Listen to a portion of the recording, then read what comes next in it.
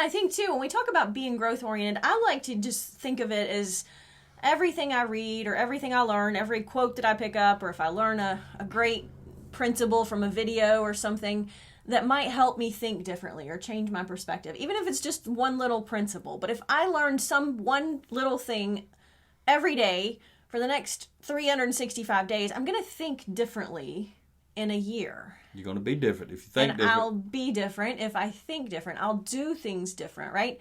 So the power of being growth-oriented means I'm developing my mindset, and that's going to help change and improve the results in every dimension of my life. My relationships can improve. My career path can improve. I'll have more options.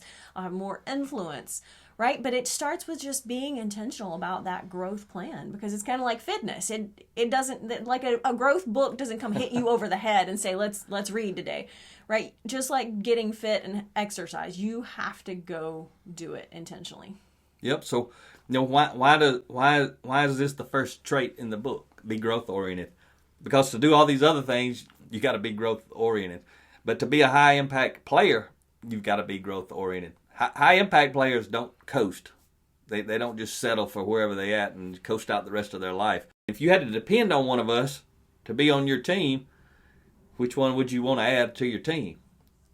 Pretty sure if you're a value-driven, growth-oriented person who wants to have a high-performance team, you're going to select Rhea.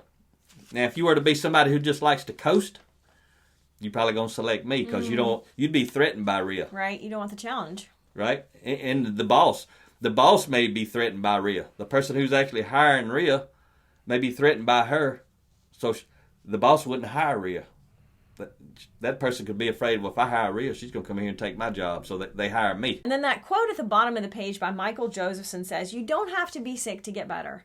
And I love that, because if you think of any athlete in the world today, any top athlete in any given sport out in the world today, I would guarantee you they're out practicing, training, and trying to get better. And they probably should be, because I guarantee you the number 2 athlete in any sport is training and practicing and trying to get better. And there's nothing wrong with those athletes, right? They're at the top of their sport.